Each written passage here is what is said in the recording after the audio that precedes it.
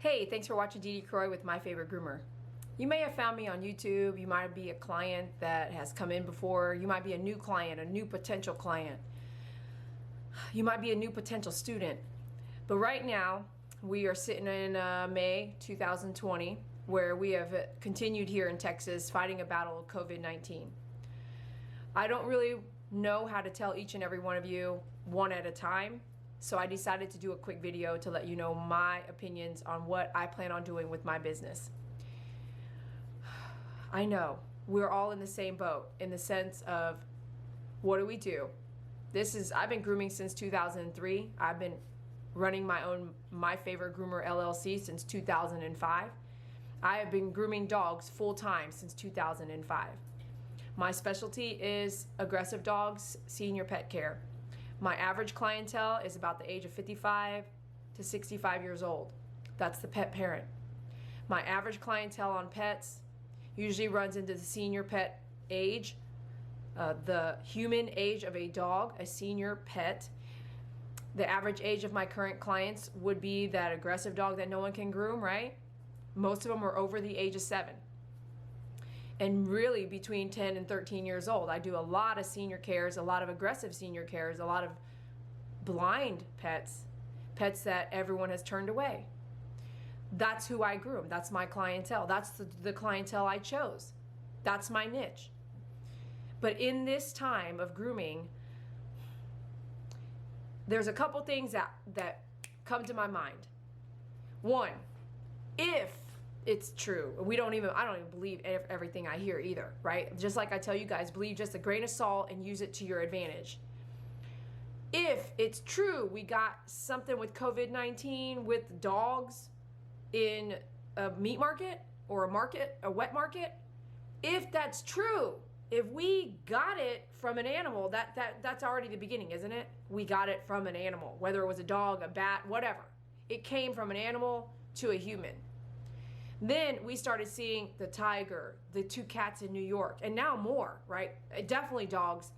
Anybody who owned a dog that the human got COVID-19 and they sleep with, kiss, love, touch, sneeze, cough, all of those things with their animal can get it, right? So if that's the case, that is your in and out from the animal kingdom to the animal kingdom. So if I, as a groomer, and y'all, if you haven't seen me groom on YouTube, go watch me groom some Shih Tzus, some Havaneses, and see the interaction that comes with grooming, especially an aggressive dog. So an aggressive dog, I usually require a pet parent to be there. Sometimes we haven't done that, or sometimes I've had help. But if I'm requiring a pet parent to be there, there's not a 6-foot distance between me and you that I can put. And how can you put up a plastic window, just like now you go and check out somewhere, they've got a plastic guard. And even then, don't you want to be right in front of that guard, talking right at the guard? We want to be involved. We're human. We want touch and that feeling of being involved. We want to be included. We want to get in there. We want to look at the screen with you. I mean, we want to stand right behind you if we could, don't we? That's why a lot of clients want to watch me work, which most groomers don't allow. You're in their space. The energy changes between you, the dog, and all these other things going on. But right now, I'm not ready to groom. I'm willing to still sacrifice what my main income was to just wait it out a little longer. So in doing so, I understand there are people out there that are going to need to do what they need to do for their living, for their finances, for their home, for their dogs, for their clients. The clients need to do for their dog.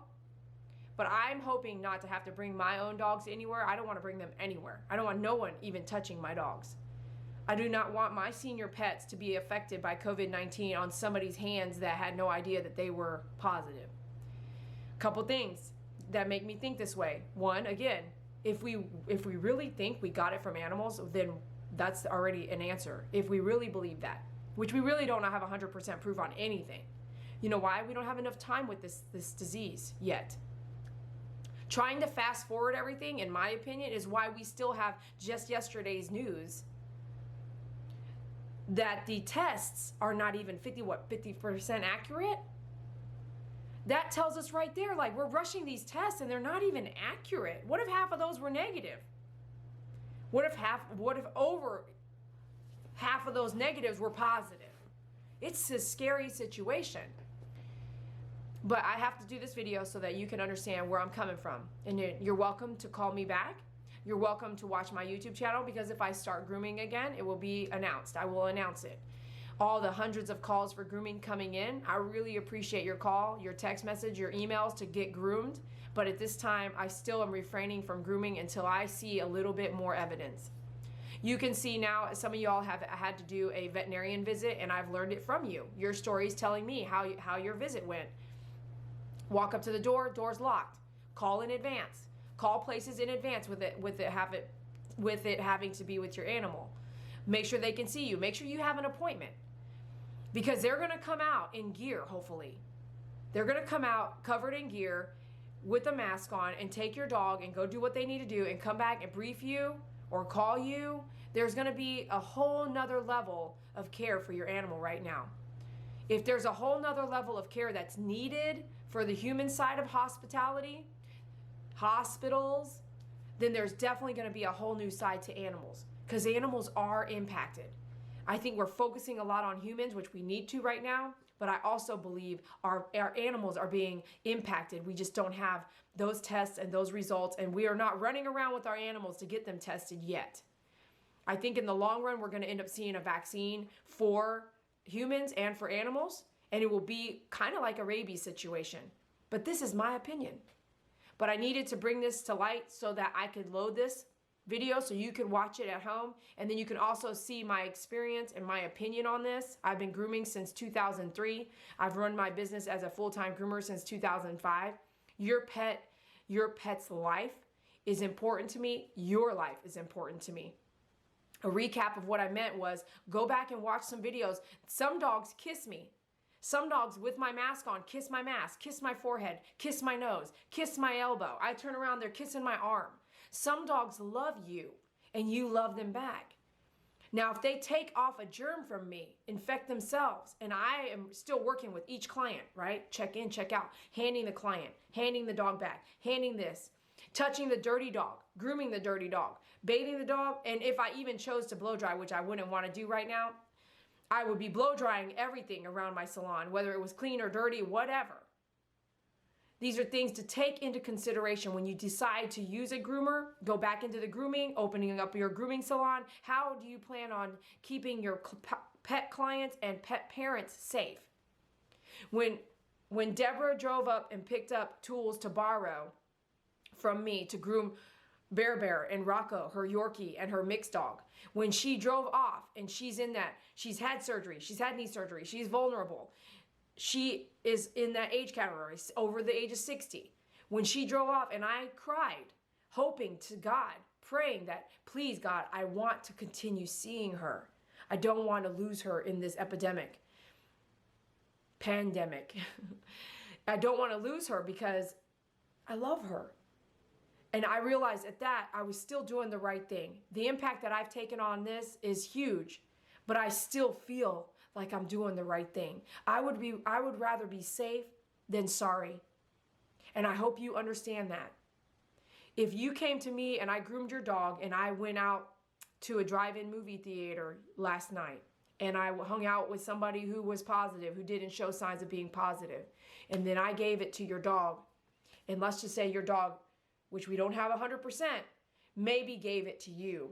And you just had, say, heart surgery. I have a client, Mason. He just had heart surgery a month ago. Do you think he would survive it? I don't think he would.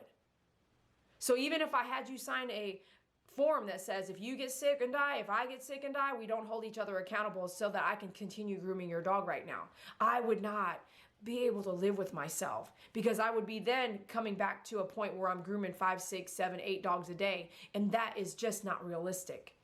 If I want to make sure I keep this new norm as safe as possible, everything has to change in that. You shouldn't be touching everything. You shouldn't be touching, mixing all this up. Not until we have a better idea of what the heck is going on with this. And we don't. There's no true answers, and every day the answer changes. You know why? What I said a couple months ago, the beginning of March, is that this is going to be fast forwarded because we need it done now. We want the economy open now, and we are going to run into where we went too fast. And when you go too fast, even me, right? Sometimes when you go too fast, mistakes are made or things are skipped or you sacrifice one thing for another. So just wait a minute. Get your tools. I don't care where you get your tools. I know we're sold out on a lot of things across the nation. I know I still have stock. I'm not going to lie to you about that. I still have stock. So why wouldn't you get it from me? I would get it from me. If I'm going to learn on a video, I'm definitely going to support this person. But I'm not saying that you have to do that. Half of you don't. You use my videos and you shopped on Amazon. It's cool. But here's why I need you to understand that doing some things at home still might be important. And if you don't want to, you don't. If you don't do it, you don't. It's okay. But know, if I were you, that I would accept the risk. And I wouldn't come back and be like, oh my gosh, my dog died because you did that. No, we all did it. Me and you decided that I wanted you to groom, you were grooming, and I took advantage of it. And now if there's a problem, then it is what it is. Because you can't insure crisis. Crises are not insurable. There's that stipulation in your insurance, isn't it? During a crisis, all things are void, right? So please, God bless you. I hope my words can just, you don't have to listen to me. You don't have to believe me. You don't have to do what I'm doing. But I hope it opens up a door in your mind where you go, should I also just wait? Or no, I feel confident. I don't need to wait. I feel good. I feel like I trust that person. I feel like I trust myself. And you can trust and you can pray. But at the end of the day, if there's no symptoms and you are sick, or your dog picked it up because a stray cat went through your yard, whatever. If it can happen, it will. If it can happen, it will, right? So be careful in your choices and live with the choices once you have made them, whatever the outcome is. It's not about blaming somebody else. It is just that now we have to live with the choices that we made. So I hope this video wraps it up for you in understanding why I've decided at this time in May 2020, I am not yet feeling comfortable enough to groom.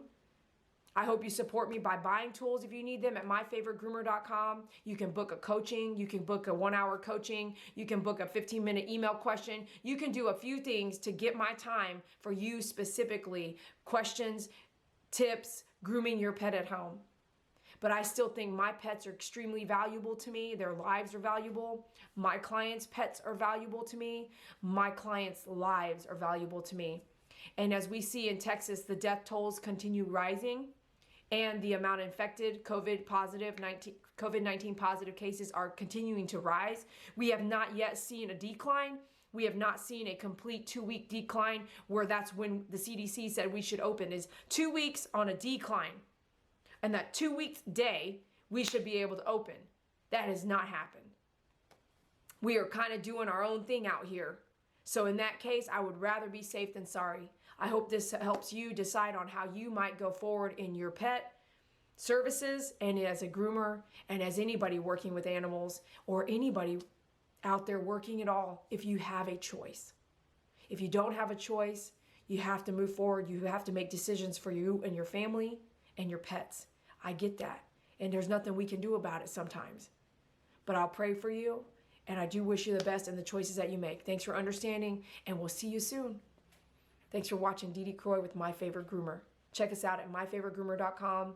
You can also get your tools at myfavoritegroomer.com. You can also get free videos all over my YouTube channel. Just search My Favorite Groomer and the breed that you're grooming. You can also get the tools like dogupstand.com that I've invented and use those to help you groom your own pet at home. All right, y'all. Thanks a lot for being here. I appreciate you.